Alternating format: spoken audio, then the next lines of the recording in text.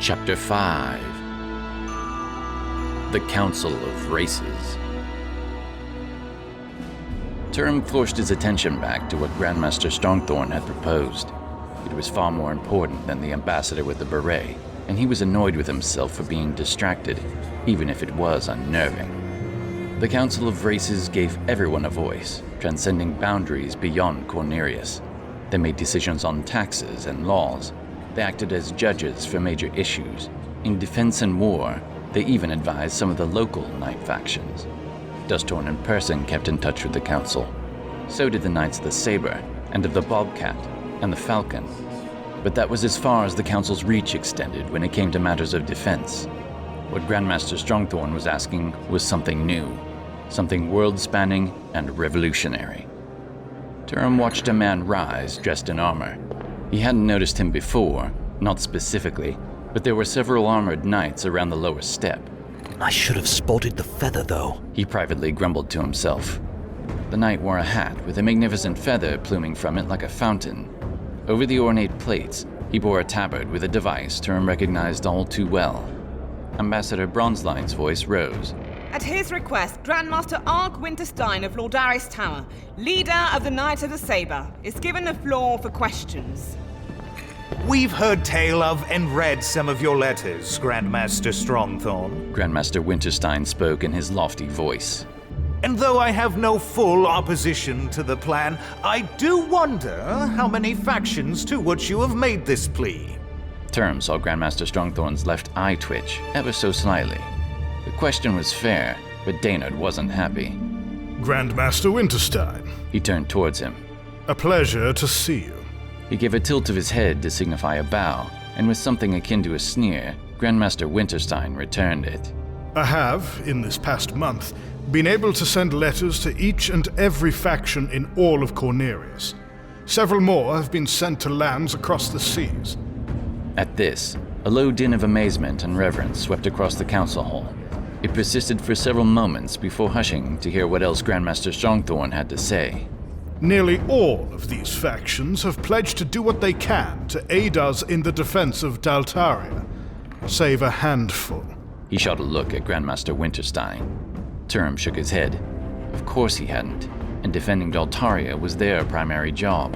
Council members, said Grandmaster Winterstein. Grandmaster Strongthorn has requested you act as a focal point for all the Knights' directions, but I'm afraid that is a difficult position to support. I would wholeheartedly agree, came a voice from the council. A man stood, his dark beard short and clean, and his fine jacket sporting a high collar. Turim guessed this was one of the ambassadors of the human folk, but which one? Again, Ambassador Bronzeline's blue hair bobbed as she moved to keep order.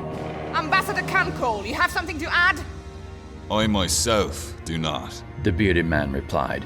But I request that Emissary Murio Jadefox under Ambassador Flashcut give us news of the Red Division's attack on Warai. This is a matter of dire concern, certainly of greater import than Grandmaster Strongthorn's request at this moment. Certain disquiet rippled across the hall. Shock and horror took most of the council members, and it was some time before the crowd had settled. Turim took in a breath. The red-haired Ambassador Flashcut had, until that point, been staring intently at Turim. At this, he finally rose to his feet. Ambassador Cancoal, he said with a sharp eye. In future councils, please refrain from requesting my emissaries be given the floor. They are not yours to command. My apologies, replied Ambassador Cancoal with a slight turn of the mouth. Then he sat, clearly happy with himself.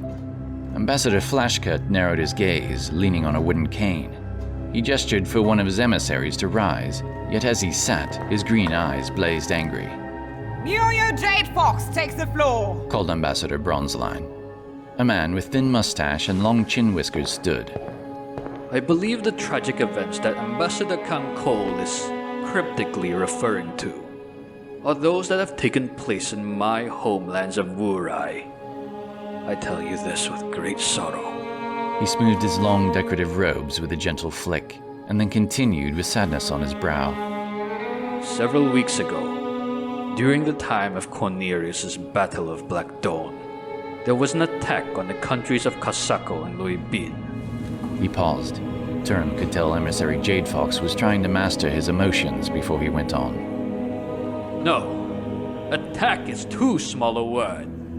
It was as mighty a strike as the dragon army has made, like the one against the lands of Dirdael many years ago. The countries were scoured. Then they were taken for the dragon army, quick and certain. With these words, the council hall rose in terrible noise again, fraught with the news. Turim even saw Grandmaster Strongthorn taking a breath of shock. Then a grim visage sat on him as the din died away. I was there, in Luibin, when the battles began.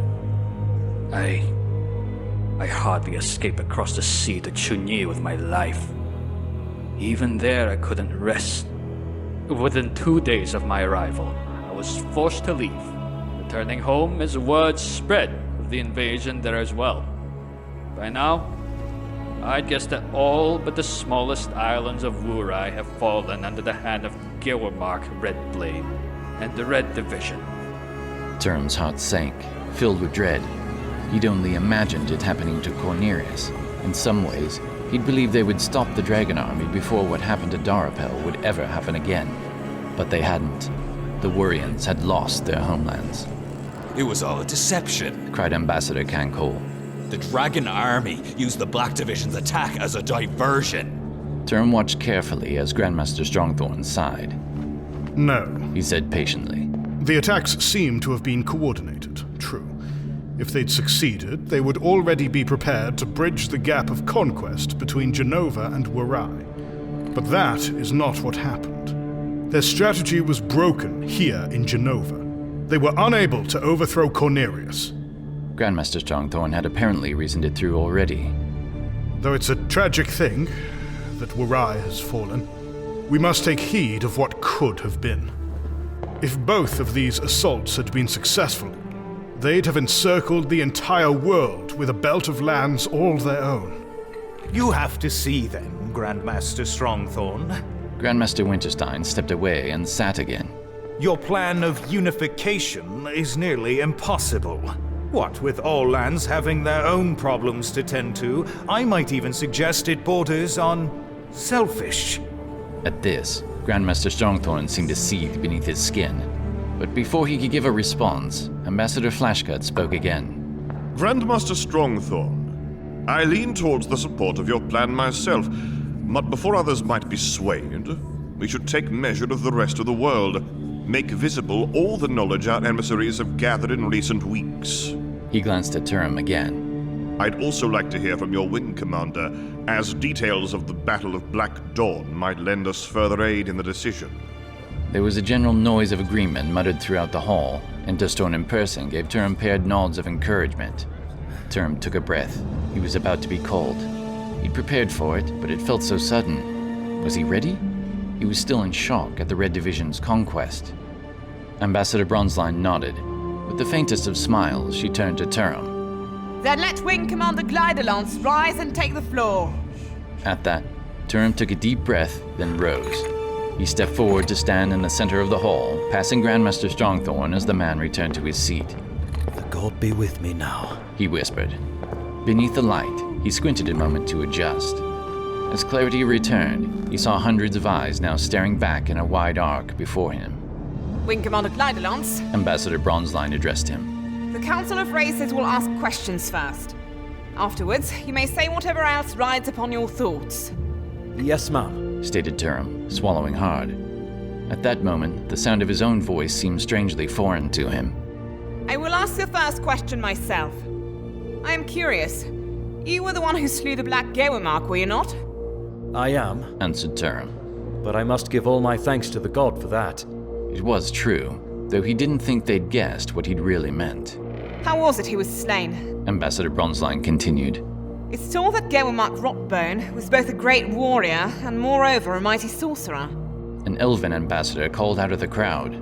Yet it's said he's the least strong of the three Gewermarks. Turim considered this a moment. To me, you seem to seek a story both heroic and deed-filled. As to the details of the fight itself, I met Gewelmark Rockbone standing dark in the central courtyard. We strove, with both words and arms. There was a clear moment of improved attention in the audience. Ambassador Flashcut spoke. Turim, please, tell us of all that was said between the two of you. Almost no one in association with us has spoken with any of the Grand Generals of the Dragon Army, let alone with one of the Gewelmarks themselves. Turim relayed what he recalled of the conversation as best he could. He told of his request that Gewelmark Rotbone surrender, and of the Gewelmark's statement of a desire for peace. At the end, as the Black Gewelmark lay dying, he confirmed their purposes for the companies that came through Tasukan. The Dragon Army had planned to march their forces into Daltaria and take it for their own. He seemed to also have some personal hatred for you. The Council of Races, I mean. As Turim looked out at the crowd, his gaze met Ambassador Flashcut's. The ambassador's stare was fixed on him, and at Turim's last words, he thought he caught a flash of strange understanding in the ambassador's eyes. But the thought was quickly dashed away by the Council's next question. Commander, how was it that you were able to determine the Dragon Army would be marching through Tasukan? Asked Ambassador Cancoal. There has also been mention of allies you've made there. Perhaps you can speak of them as well. Turim clenched his jaw at the first question to touch on one of his companions. He glanced toward Grandmaster Strongthorn a moment, then spoke. The plot was uncovered when I was sent to Ys during my mandatory leave. A request that was made, I believe, by the Council itself. Turim paused, awaiting some confirmation of the statement. When no answer was forthcoming, he continued. Upon the island, I met with someone from Tasukan. We learned the Dark Elves had put forth a plan to draw out the defenders of Tasukan and set them defenseless. So far so good, thought Turim. I haven't had to mention Meineken. With talk coming to the Dark Elves again, said Ambassador Cancoal, slowly rising from his seat. I believe it best we share news from Tarvu briefly. I request the floor be given to my emissary, Dolgan Owlmooring. Emissary Owlmooring is given the floor, Ambassador Bronzeline said with a quick wave of her hand. A man with brown hair and fine clothing stood. He was much younger than Ambassador Cancoal and Ambassador Flashcut. He might have been younger than Sand. As the Council knows, I hail from the lands of Thun, in the northwest of the continent of Tarvu. Emissary Owlmooring began. For the last several decades, there have been rumors and debates over the rise of an elven race we've come to call Dark Elves, or Thelui. At first, they were usually passed off as the more common surface-dwelling elves. But after a skirmish here, a sighting there, history has recorded them as something more. Roughly 4 decades ago, their presence on the surface was confirmed. In response, they began an all-out war against the Thanese and the surrounding lands for a time, before the Wolf Brother Alliance drove them to quiet rest in the former wetlands. I stand to report that in the last several years since, the Dark Elf activity has only redoubled. The Dark Elves have taken a firm hold in the north, in the area we Thanese now call the Darklands. I'm sad to say that it has grown to something of an empire. More confirmation of the rumors Sand mentioned on Ys, thought Turim. We've learned that what we thought were small cities are connected with those they've erected beneath the surface. They've also built ships, and now make raids all along the coast, as far as Bracone and even Ra-Undik. And as we've now heard, some of their houses, it seems, have allied themselves with the Dragon Army. Indeed, the Dark Elves have become a presence that can no longer be ignored by the rest of the world. I will clarify that it is primarily House Steelbone who has been involved with the Dragon Army by my accounts, stated Ambassador Flashcut. Turim remembered that only a few months ago he considered the Dark Elves a myth, but now they were spreading like a plague of beetleless. He worried how easily Tarvu might also be taken over by the Dragon Army. Do we know what seems to be their purpose? Asked Ambassador Bronzeline with genuine curiosity. Around her, however, several other council members seemed to stir uncomfortably. No, ma'am. Not at this time, replied Emissary Owlmooring.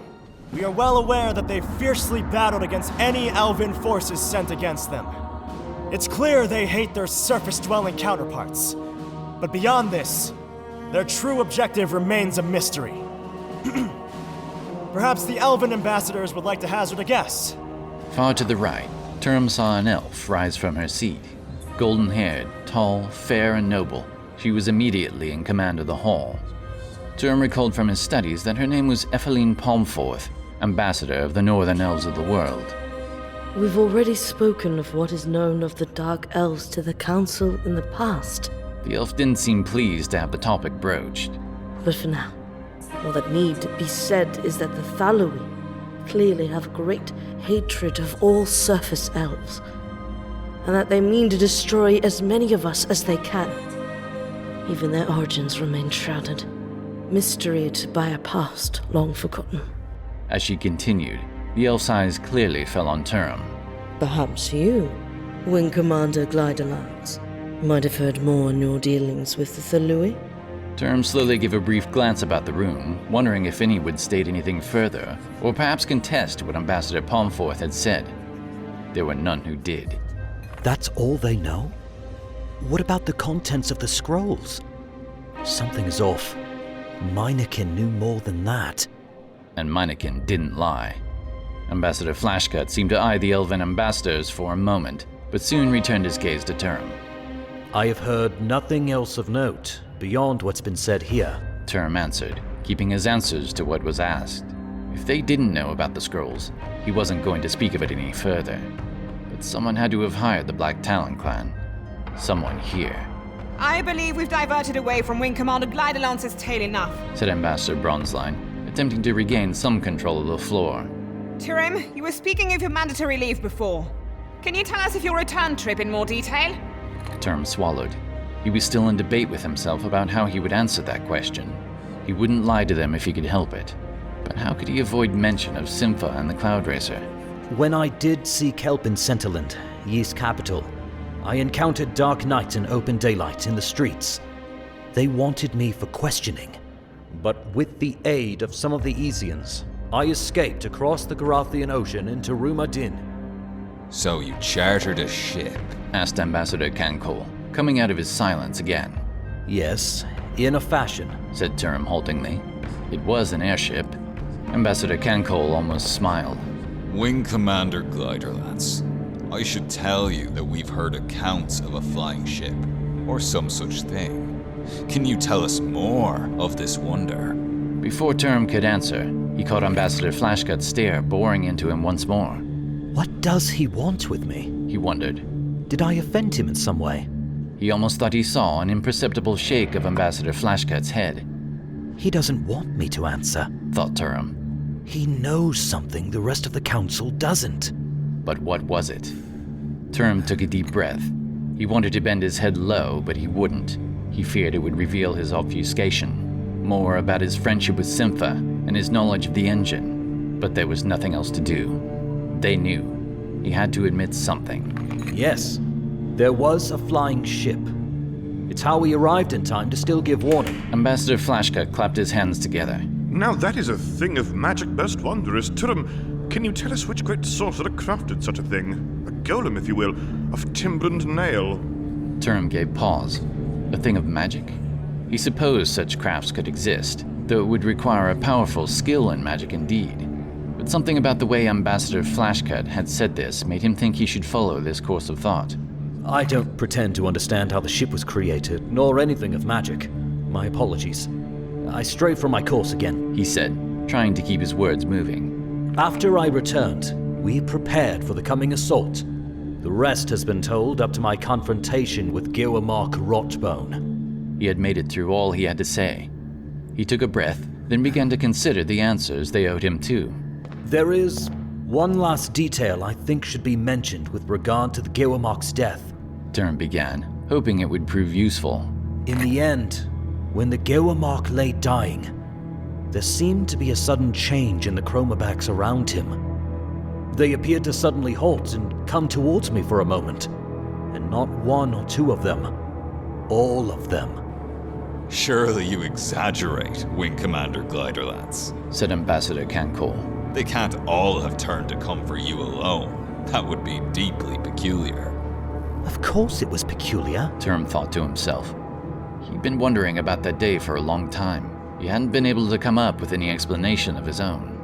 Then you know no reason why that should happen? He asked, frowning. There was a murmur of discussion throughout the hall again. The occupants had apparently decided that he was telling the truth. As it continued, though, Turim realized that none of them had an answer. At last, someone spoke. This is a curious thing. One that must be explored, Said Ambassador Palmforth, rising from silence. Then with a gentle turn of her hand, she signaled for another golden-haired elf to stand. But perhaps it's time that my emissary deliver the message she was given by the Knights of the Griffin in the lands of Melanost to the north. Ambassador Palmforth gives the floor to her emissary, Dirdael of the House of Starmantle, Announced Ambassador Bronzeline. The elf cleared her throat, though it sounded more like the sound of quiet steam. My thanks for allowing me to recount this message amongst such great and terrible matters as those spoken of today. For the past several years, in the lands of Melanost and those adjoining, there have been growing reports of disappearances. All accounts have pointed to capture by Dragonites. Their various dens have been uncovered. Yet Melanost has found none of its missing people. This has been a mystery to the Melanostians for some time. Many months back, Grandmaster Timberhawk of the Knights of the Griffin tried to uncover the truth of these disappearances. The scale had grown such that the matter could no longer be ignored. Now, after many lost ships, griffins and dragons, the Knights believe they've found several concentration camps. They're keeping the folk of Melanost, and perhaps more, in the lands of Essacom, beyond the city of Icebrand. And if this news was not dire enough, the Knights of the Griffin located, above the camps, the fortress of the White Gewamark.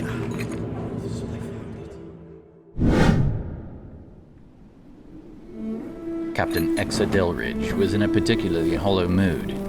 She'd already been scolded and berated by General Wildmaster that morning for taking it too easy on a pair of fighting prisoners. She'd watched several scores of them die just moments earlier. Despite her best efforts, the death left its mark on her, albeit less so than when she'd had to deal it out herself. Slow, traipsing steps took her along the main stretch, while she ran her mace along the fencing. Prison houses marked either side of the icy path like dark pox, while the fence's height and forbidding spikes kept the prisoners yardbound. Secure and secure, She grumbled to herself. What's new? Past the length of fence, the prisoners were being corralled together. They were filthy and shivering, anxious to get their piece of bread and glass of hot water for the day's meal. Why do we even feed them? She wondered. Her superiors seemed intent on extracting all the labor they could from the prisoners. But Exa really didn't see how it was worth the effort.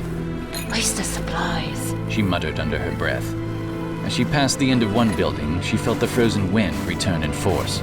Beneath her white horned helm, her face lay in darkness to the world, a reflection of her feelings at her endless duty to the White Dragon Army and its work camps. Nasty, desolate place. 2 more years of service, and I'm out of here. She patrolled alone for many more minutes and passed several more yards of prisoners, each as miserable as the last. She couldn't pay them any mind now. A caravan was coming across the broken tundra from Icebrand, and she had to go meet it. The gates were marked on either side by watchtowers, manned by dark knights. Captain Dellridge could hear the croaking hisses of the ice raptors outside as she approached. Morning, Captain! One of the dark knights called.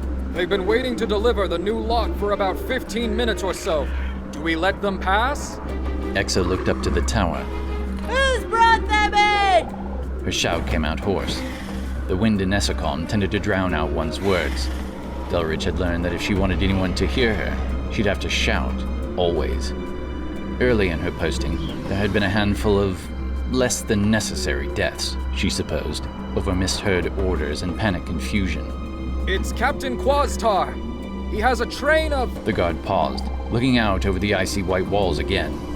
Of 13 cages with him, sir. They're all filled to the brim with elves, dwarves, sprites, and other jurgoos. There's some traitor men as well. Jurgus.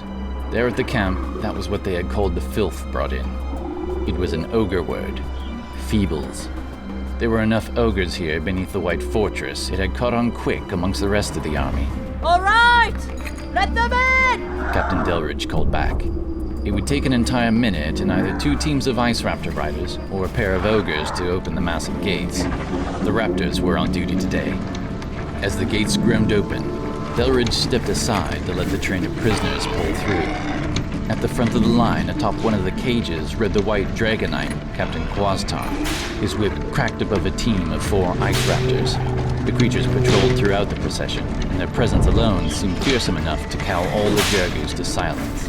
There's quite a hole this time, Quaztar.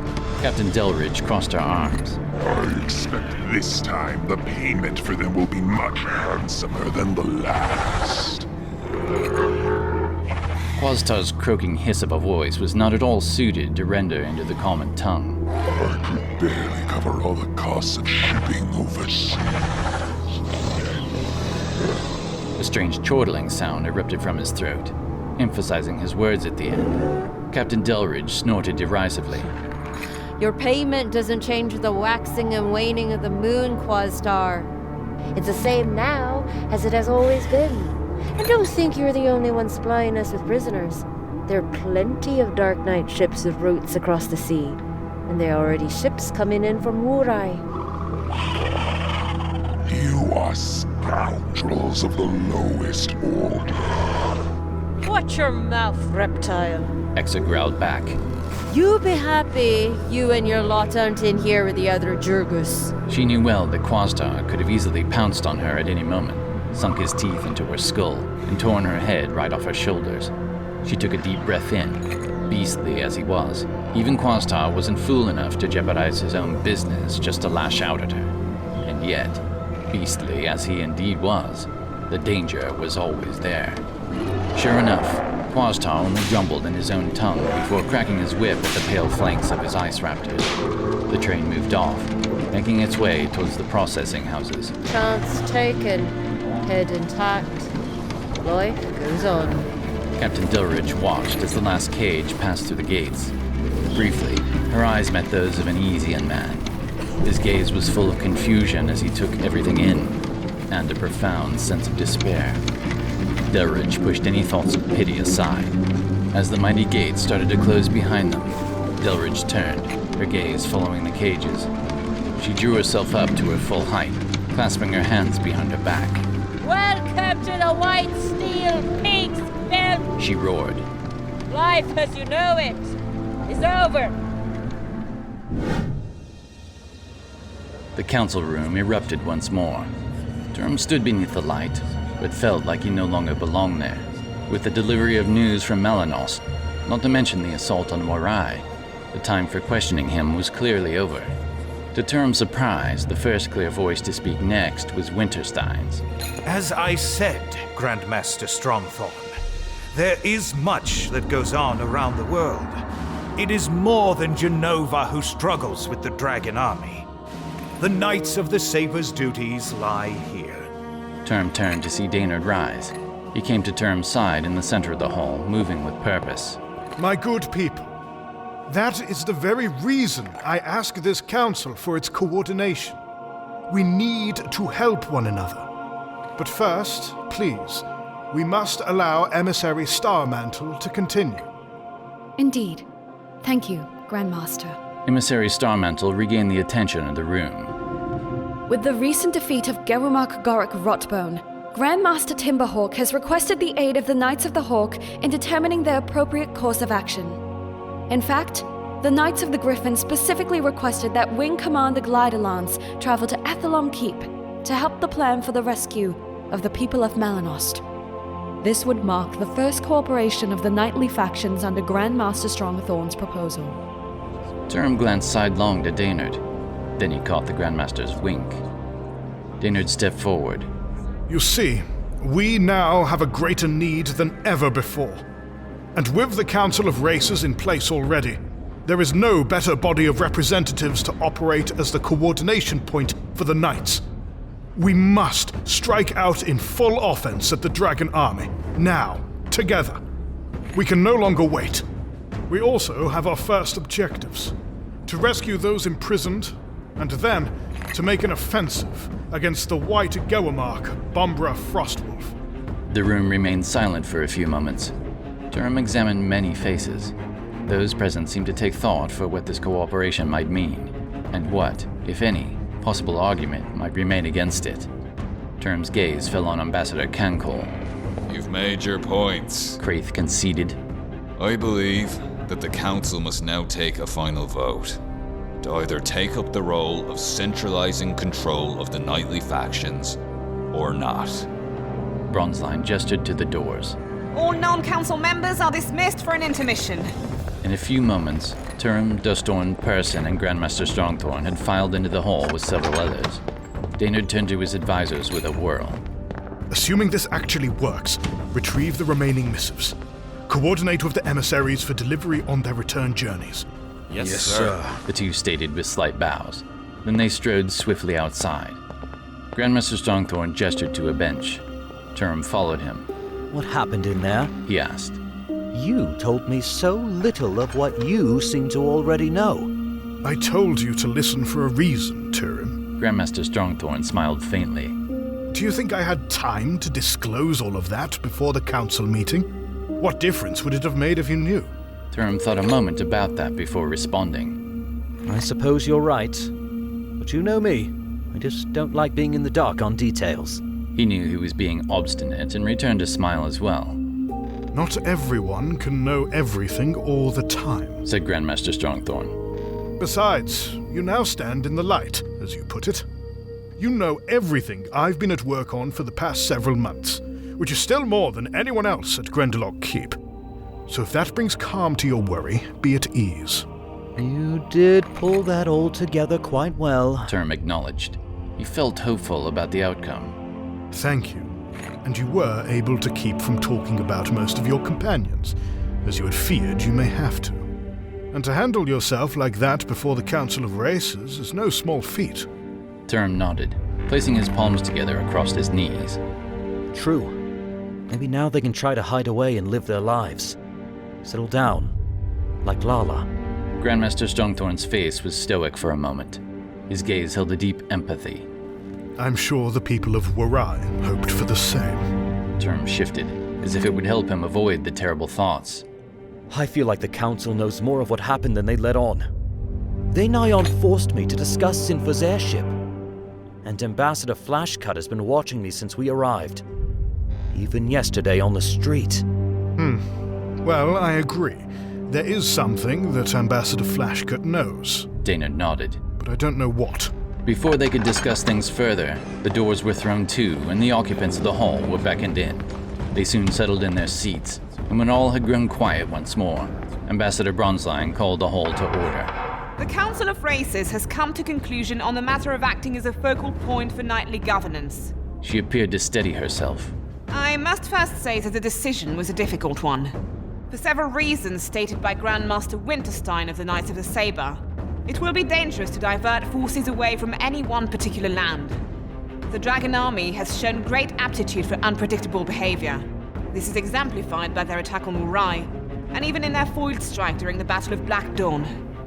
Nevertheless, I delay no further in announcing that the Council of Races has agreed to enact Grandmaster Strongthorn's proposal. Henceforth, the Council agrees to take on the mantle of coordination and advisement to the knightly factions of Cabal. Here we will keep measurements of strength of force and of the army's deployment across the world. We will also help direct communication through the various methods currently in use by the emissaries and ambassadors. There were several claps and mumbles of approval before Ambassador Bronzeline continued. However, I wish to reiterate that this role is advisory and advisory only. We will give no orders to any faction of knights. Force will not be used to ensure compliance. It may prove too dangerous to order a faction away from their homeland at any particular time.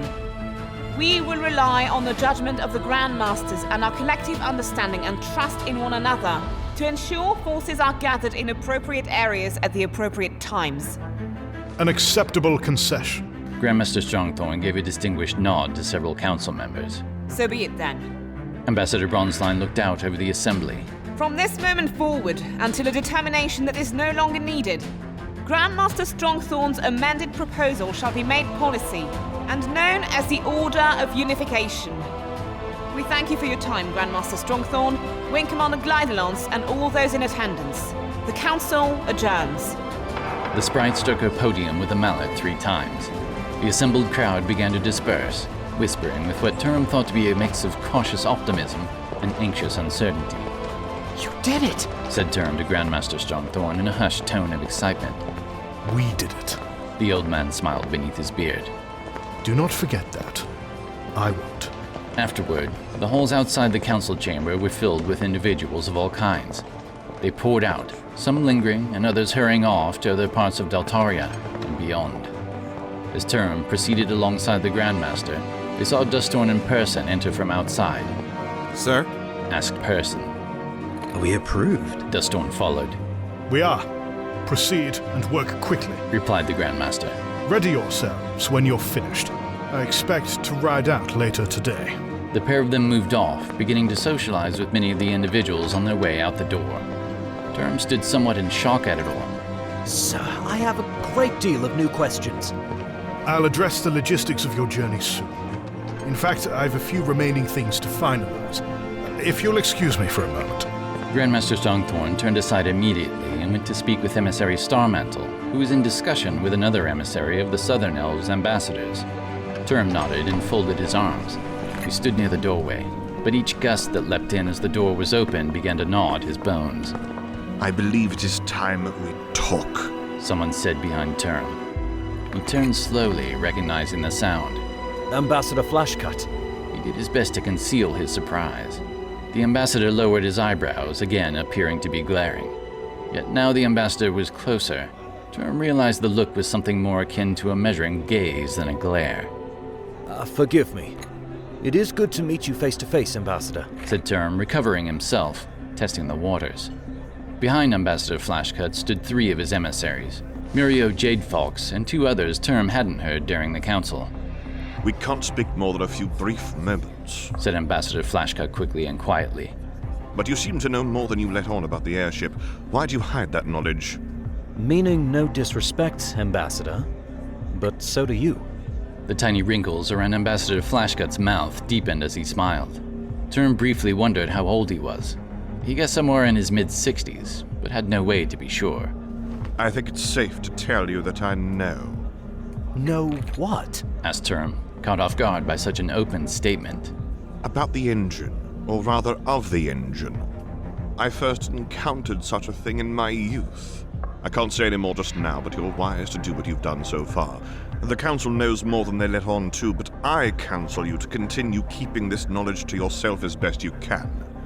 The less you seem to know, the better. More importantly, the better your friends shall be. But I have questions for you, Ambassador Flashcut, said Turim, seeing the ambassador was preparing to depart. Already the 3 emissaries were moving in various directions, one back into the council hall, one leaving the doors. The last gently pressed Ambassador Flashcut on the shoulder. Is its creator safe? Why does that contraption matter? Please, replied Ambassador Flashcut quietly. You might call me Brill, and unfortunately there is no time now. I hope there is minimal cause for concern just yet at any rate, as Gelmark Redblade's focus seems currently on Wurai. I must depart Deltaria soon if I am to make my ship to Tarvu, as that is my next destination. I have several suspicions I still need to confirm. Ambassador Cancoal approaches, said Emissary Jadefox quietly. Turim, just know that you and I fight the same fight, said Brill. And with that, Ambassador Flashcut bid goodbye to Turim, quickening his uneven steps out the door and into the bright and chilling day, leaning on his cane. Turim watched, his face set stone once more. Several others filed out the doors, including Ambassador Cancoal and some of his emissaries, who gave him a respectful nod as they left. Sure, he was conniving, but he didn't seem as terrible as he'd suspected. Why had Ambassador Flashcut, Brill, avoided him though? They don't trust each other, Turim mused. That's clear. What's so important about this engine? I'm ready now, said Grandmaster Strongthorn as he approached. Yes, sir, replied Turim with a quick salute. Are you still set on time with the paladins? Asked Daynard as they made their way out onto the steps. Turim hadn't thought about it most of the day. I have to. But now I feel like I cannot spend nearly as much time as I'd hoped. Every day I do, people die in captivity in the north. Daynard offered a comforting pat on his shoulder. Their exchange wordless as they strode forward together, the weight of their duty heavy upon Turim's mind.